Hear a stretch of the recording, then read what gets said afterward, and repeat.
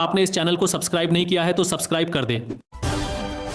झारखंड सरकार ने मंत्री रामदास सोरेन के निधन पर पूरे राज्य में 16 अगस्त को राजकीय शोक घोषित किया है। इस दिन पूरे प्रदेश में सभी सरकारी दफ्तर, स्कूल, कॉलेज और वे भवन जहां हमेशा राष्ट्रीय ध्वज फहराया जाता है, वहां तिरंगा आधा झुका रहेगा। सरकार ने आदेश दिया है कि शोक की इस अवधि में कोई भी सरकारी कार्यक्रम या उत्सव नहीं होगा। यह फैसला मंत्री रामदास सोरेन को सम्मान देने के लिए लिया गया है, जिनका निधन 15 अगस्त की देर रात दिल्ली के अपोलो अस्पताल में हुआ। बता दें कि 2 अगस्त की सुबह करीब 4:30 पर वे जमशेदपुर स्थित अपने घोड़ा बांधा आवास के बाथरूम में गिर पड़े थे। रामदास सोरेन के निधन से पूरा झारखंड गमगीन हो गया है। मुख्यमंत्री हेमंत सोरेन ने सोशल मीडिया पर भावुक शब्दों में लिखा, ऐसे छोड़कर नहीं जाना था रामदास दा, अंतिम जोहार दादा। राज्यपाल संतोष गंगवार ने कहा कि उनका आकस्मिक निधन राज्य के लिए अपूरणीय क्षति है। पूर्व मुख्यमंत्री चंपाई सोरेन ने कहा कि यह दुखद समाचार सुनकर बहुत व्यथित हूं। मरांग बुरु उनकी आत्मा को शांति दें। वहीं नेता प्रतिपक्ष बाबूलाल मरांडी ने भी इसे झारखंड की राजनीति और समाज के लिए बड़ी क्षति बताया और लिखा कि यह न केवल व्यक्तिगत बल्कि सामाजिक और राजनीतिक नुकसान भी है।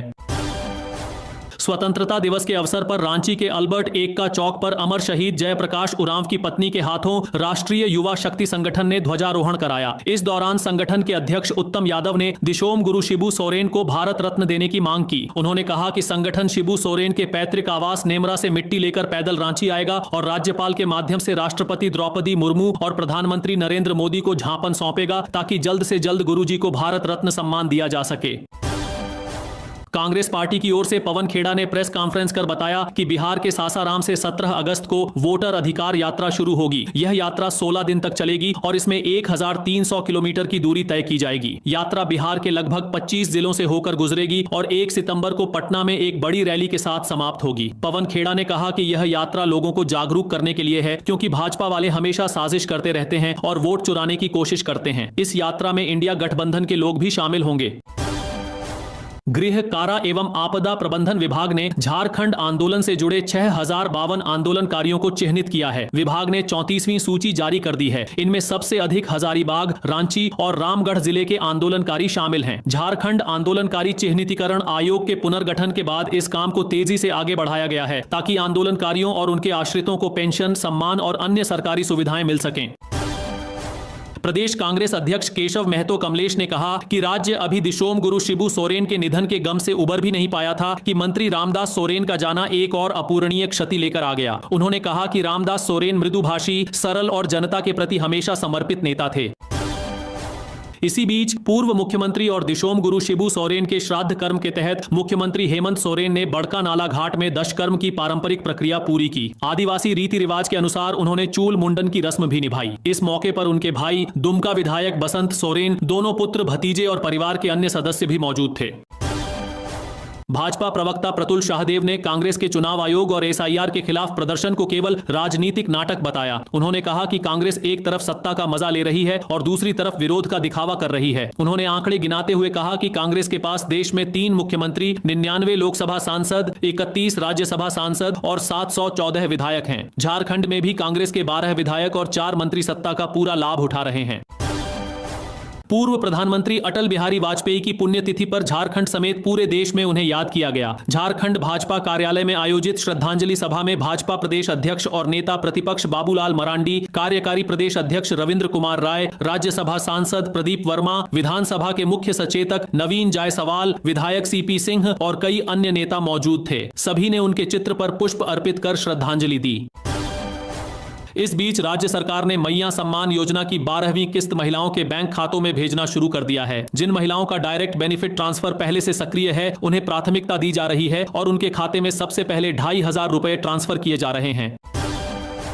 इधर कांग्रेस नेता राहुल गांधी के नेतृत्व में चल रहे वोट चोर गद्दी छोड़ो अभियान को लेकर राजनीति तेज हो गई है। कांग्रेस इस आंदोलन को जोर शोर से चला रही है, लेकिन भाजपा ने इसे पूरी तरह औचित्यहीन करार दिया है। नेता प्रतिपक्ष और भाजपा प्रदेश अध्यक्ष बाबूलाल मरांडी ने राहुल गांधी पर हमला बोलते हुए कहा कि जब से नरेंद्र मोदी देश के प्रधानमंत्री बने हैं, तभी से राहुल गांधी के पेट में दर्द शुरू हो गया है। यह दर्द कभी कभी हल्का रहता है और कभी इतना बढ़ जाता है कि वे इधर उधर चिल्लाने लगते हैं। बाबूलाल मरांडी ने कहा कि याद करिए, कभी राफेल सौदे को लेकर पूरे देश में चौकीदार चोर है का नारा लगाते घूम रहे थे, फिर पेगासस मामले में इजरायली कंपनी के साथ जासूसी का आरोप लगाकर पीछे हट गए। किसान आंदोलन में उनका रोल सबने देखा। सीएए के वक्त भी उन्होंने कहा कि यह मुसलमानों को भगाने की तैयारी है। हर बार उनके आरोप झूठे साबित हुए और अब फिर वही दर्द वोट चोरी को लेकर शुरू हो गया है।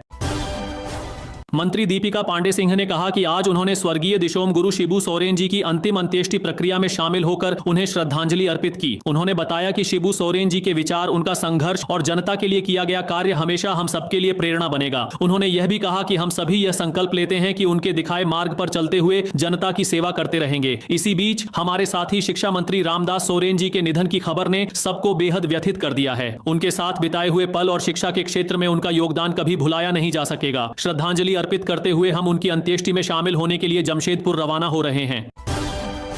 प्रधानमंत्री नरेंद्र मोदी ने सभी देशवासियों को जन्माष्टमी की शुभकामनाएं दी। उन्होंने कहा कि आस्था, आनंद और उमंग का यह पावन पर्व हर किसी के जीवन में नई ऊर्जा और उत्साह का संचार करे। उन्होंने जय श्री कृष्ण कहते हुए देशवासियों को मंगल कामनाएं दी।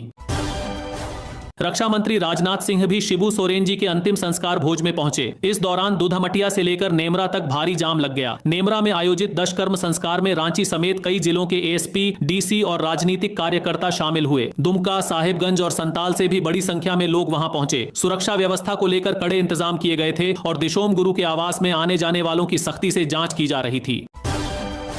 मौसम विभाग ने बताया कि 17 अगस्त से मौसम में बदलाव आया है और 19 अगस्त तक राज्य के कई इलाकों में गरज चमक के साथ हल्की से मध्यम दर्जे की बारिश हो सकती है। आज पश्चिमी, उत्तरी और मध्य हिस्सों में मध्यम बारिश होने की संभावना है। यह सिलसिला लगातार 5 दिन तक चलेगा। 20 और 21 अगस्त को भी कई स्थानों पर अच्छी बारिश होने की संभावना जताई गई है।